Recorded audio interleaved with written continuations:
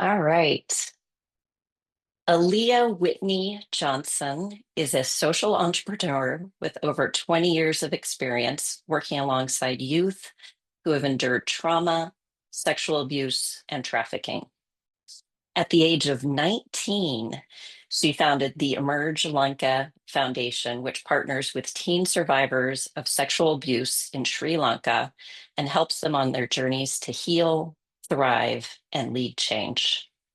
Emerge has supported nearly 1,800 young women, providing trauma sensitive programming and critical support as they transition into adulthood, and is now driving efforts to reform Sri Lanka's justice system so that it protects rather than re traumatizes children. And you're going to be hearing about all of that today. Aaliyah also co founded Freedom Forward in San Francisco, where she brought youth service providers and government together to reimagine systems of support for youth who had experienced commercial sexual exploitation. She led the development of a drop in center by and for youth, the family based foster care program, and a new collaboration of service providers for youth, and launched San Francisco's first youth advisory board on trafficking. Aaliyah is a Rhodes Scholar, former McKinsey consultant, and recipient of San Francisco's 2022 Modern Day Abolitionist Award. Welcome, Aaliyah. You have the floor. All right. Can everyone hear me? Yes. Okay. Wonderful. It is such a privilege to be here. And this is my first time presenting to such an international Rotary Club. We receive some funding from a local Colombo-based Rotary Club here in Sri Lanka. And it is so neat to be a part of this group that spans so many different time zones. So today I'm going to just share a little bit about the reality of what's going on in Sri Lanka, really at the intersection of child sexual abuse, child trafficking, and vulnerability to trafficking. And then I'm going to talk a little bit about how we are addressing this problem and the areas that we see that still need to be addressed here. And I look forward to connecting with many of you about your work, hopefully after this meeting. Did the slide switch? We're good? All right. So my journey began 20 years ago now when I was 19 years old, as Michelle said, and I first came to Sri Lanka on a tsunami relief trip. I came here when I was studying to be an engineer. I thought that engineering would change the world, and I was convinced that there was a technological solution to almost everything. And so I was here post-tsunami, developing solar lighting systems and water filtration systems and really focused on technology. And while I was here, I met this little girl. She was 11 years old, and she had a 6-month-old child from her father. And this little girl was brave enough to actually take her own father to court. So she went to the police, she turned her own father in a culture that really blames the victim. And this started a 7-year court case that ultimately was inconclusive. Her father never went to jail. And in the meantime, in order to protect her and her child, she was locked up for her protection. So she lost access to her middle school and high school education. Her child lost access to early childhood development. And she not only was unable to access all the kinds of supports that she should deserve in order to heal from child sexual abuse, but became even more vulnerable to further abuse and trafficking. And this was really my introduction into this world. And for me, I remember the day that I met her, and I remember the knot in my stomach and not knowing how to hold my face. I remember being so overwhelmed about all the things she was up against, and yet so in awe of how strong this little girl was to actually fight this system and to stand up for herself and to stand up for her little sisters. And I wanted to do something about it. And that was really the beginning of Emerge. So let me give you a little bit of context. I know there's a lot of words on this slide, but I want to talk you through kind of the process that kids go through when they experience abuse or when they experience trafficking. So I'm going to talk you through this. So we'll move from left to right on the slide. In Sri Lanka, somewhere between 14 and 44% of kids experience childhood sexual abuse. That's a very wide range. I'm sure many of you know prevalence numbers are hard to get. They're hard to get with child sexual abuse. They're hard to get with trafficking. Anything that is a stigmatized issue, a hidden population, reports are going to vary pretty dramatically. But that is a very high number. It impacts both girls and boys.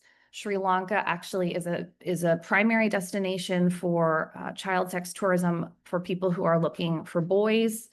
There's also a lot of abuse of boys in schools, on sports teams. It's a real problem, and it's not really recognized by the government here. And because of the level of stigma, and because almost 95% of cases of abuse are with perpetrators who are known to the child, very few children come forward and very few people actually report abuse. So UNICEF says that it's less than 1%. It's 0.15% of cases that are actually reported and come forward. And so once they come forward, whether it's a situation of abuse in the family or trafficking, they are typically removed from the situation and they're placed in state-run care. So the government takes them on to protect them. And the case goes to court. Sri Lanka currently has 40,000 child abuse cases pending in the court system. 40,000. These cases take between 5 to 10 years. I've seen them take up to 15 years, but they take a really long time. And while the cases are going on, it is not the child, it's not seen as safe for the child to be out in the community. And so the government, in taking responsibility for the child, institutionalizes them for the duration of their court case. And I'm sure you've heard from other presentations and the work that you all have done in all of your countries that children who grow up in institutions really don't do as well as kids who grow up in community. They have worse outcomes in terms of education, in terms of health, in terms of social capital. And these kids actually have even fewer resources because often they're not allowed to even go outside, right? They're not allowed for safety reasons to experience the outside world. And so maybe they go in when they're about 10 years old and they come out when they're 18 and the world has totally changed. They have no idea how to take a bus, how to do their grocery shopping, how to live on their own. So while I'm now on the third column, while these kids are institutionalized, they usually receive insufficient support. They miss out on healthy social and emotional development. Many of the facilities lack any kind of mental health support. So I don't remember if it was Peter or Paul was saying that they were a therapist who used to work in schools with children who'd been sexually abused. We have very few child psychologists in this country.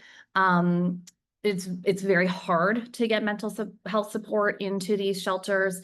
And some of the kids are not allowed to go to school. Whoops. And so this means that reintegration is really hard. There's huge cultural stigma around going back into the community. The court system itself is an open public court system. So they're testifying in public. The whole village can come. People can then discriminate against them for jobs, for housing, etc. It's hard to go back to their family. And this leaves them very vulnerable to further victimization. whether it's domestic violence or trafficking, because they're not set up for success. Are there any, well, I'll take questions at the end, but please interrupt me if there's any burning questions as we go. I don't mind being interrupted. This slide just shows you a picture of one of the shelters that we work in. Up here, in Sinhala at the top right, it says, "Do not have hatred towards me," which a little girl has scribbled on the wall. The shelters we work in are all barred. They're run by the probation system, which also runs the prison system in Sri Lanka, and they're incredibly low resourced. So what do we do to fix this reality? We have a four-pronged approach. We first work with kids who are living in institutional care, who are in these court cases, kids who've experienced abuse, kids who've experienced trafficking, kids who've been courageous enough to come forward to court to make sure that they get access to the skills, resources, capital, community that they need to succeed. We then provide support for them during their reintegration to make sure that that goes as smoothly as possible. We provide lifelong support for all of our alumni. And then we leverage what we learn from survivors to transform the system itself. And I'll talk through each of these. So first, looking at our work in shelters, we really prioritize life skills, reproductive health. We have a number of kids who come in, they're pregnant and they don't know how they got pregnant. They're testifying in court, and they don't know, terminology for their bodies. In life skills, we teach things like money and banking, safe migration. Many of them are really vulnerable to being trafficked if they haven't already. Things like crisis management, safe accommodation. We have a comprehensive mental health program where we do both group and individual mental health. And we're starting to also build the capacity of the government shelter staff to do a little bit of sort of regulation and mental health support as well on the side. And our flagship program, which we had to pause during COVID, but we're relaunching this year, I'm so excited, is Beads to Business, which uses jewelry making as a therapeutic and practical teaching tool to teach business skills. So it starts out as an art therapy program, and then we take the kids through everything from like, how do you plan a budget to how do you deposit your money in a bank? How do you plan a business? And we sell the jewelry with the profit going back to the girls so that they can actually start their own business. What we've done through this program is created something that we call collaborative capital. So rather than a handout or a loan, because this population is incredibly vulnerable, what we were seeing was that even with things like microcredit, they were really high risk for suicide, for loan sharks, for failure to repay, because they didn't have the social safety net in place to understand how to manage that loan. And so what this does is it helps them develop the capital they need to start their own business, and they understand what that capital is worth, but it's safe, right? It's not something that they have to pay back. And we've seen this work beautifully. I mean, as Michelle said, we've worked with almost 1,800 young women. They have gone on to buy property. This is a house one of them built. They have financed college. That first little girl that I told you about, who was 11 years old, she went on to actually start a jewelry business. This is her jewelry business, and she hired her husband to work for her. So the capital that they develop is very significant in the program. But what happens to them when they turn 18? So when they turn 18, they are legal adults and they are no longer the responsibility of the state. And so a few years ago, we started a Center for Reintegration, which is a place where the kids can come when they turn 18 and they can live with us for a little while they learn to navigate the world. So this is a few pictures from our center. They do self-defense, we do more money management, we do reproductive health. We have a big emphasis on continuing their mental health journey, both with traditional psychological support, but also with things like yoga, with equine assisted therapy, with sound healing, all different kinds of alternative modalities. We connect them to mentors, we connect them to alumni. We really make sure that they build a community so that they know they are worthy and that they have people they can rely on. We do a lot of experiential training. So Colombo, the capital, becomes our classroom, right? We get out of the center all the time and we teach them about money by going to the bank, and we work with them to actually open their own bank account. We go to the public hospital, we get on the bus. We like actually go with them and we do all these different site visits. We introduce them to different jobs. And for many of them, this is the first time they've been on public transportation. It's the first time they've seen the beach. It's the first time they've done their own grocery shopping. And so there's a lot of firsts that we're there with them for. And we make it a really safe place for them to ask questions, for them to try these things out on their own. And we're with them as they kind of explore that. And then we have a career coach who helps them get placed into different jobs based on their educational background, their interests, their learning abilities, or be placed in future vocational training. Here's some pictures of the center. And a typical week, here's some pictures of what we might see. We have a self-defense class. They take Krav Maga. They'll go on multiple exposure visits every day. They'll learn about banking. We have a spoken English class, which really helps them get ready for their careers. And we've had in that program an 85% success rate with placing them in jobs or vocational training, which I think is pretty phenomenal. The program is only 3.5 months long, and these kids come in with extreme PTSD. Last year, 100% of our kids were placed successfully, and 75% had a reduction in PTSD, all experienced post-traumatic growth. I mean, it's borderline miraculous how much can happen in 3.5 months if you have really intensive support for them while they're going through this transition.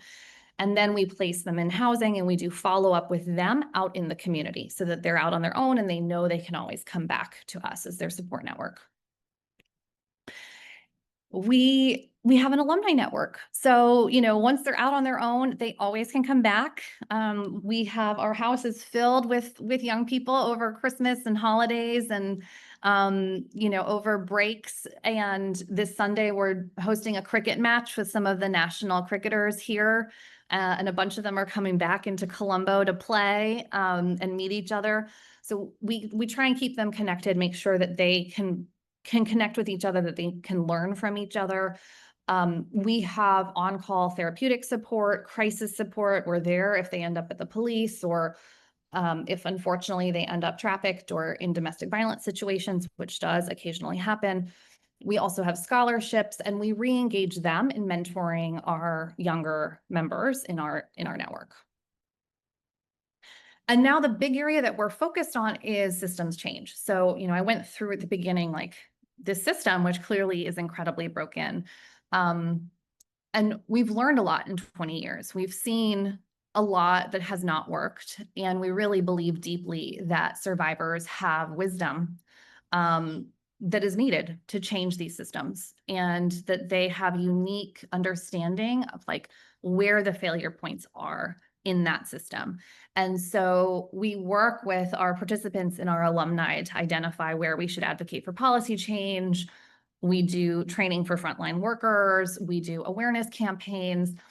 And the big thing that we want to push for next is really building a trauma-informed justice system for kids.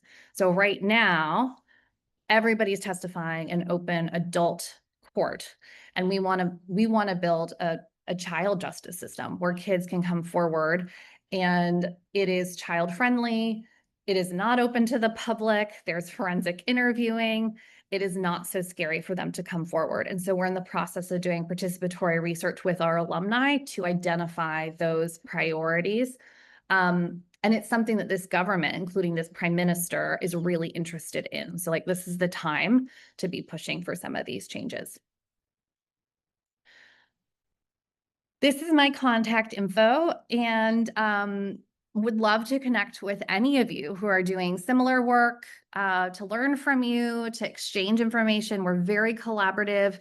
And especially as we dig deeper into this systems level work, one of the things we're wanting to do is also introduce our government partners here to other like promising practices in the region so that they can get some examples and inspiration of what's possible. So especially for folks in Thailand, Indonesia, et cetera, who are on the call, like if there's anything you've seen in your areas that you think would be useful, would love to connect with you. And this is my information if anybody would like to get in touch. But I'll open it up to your questions, either about the context or about the work that we are doing.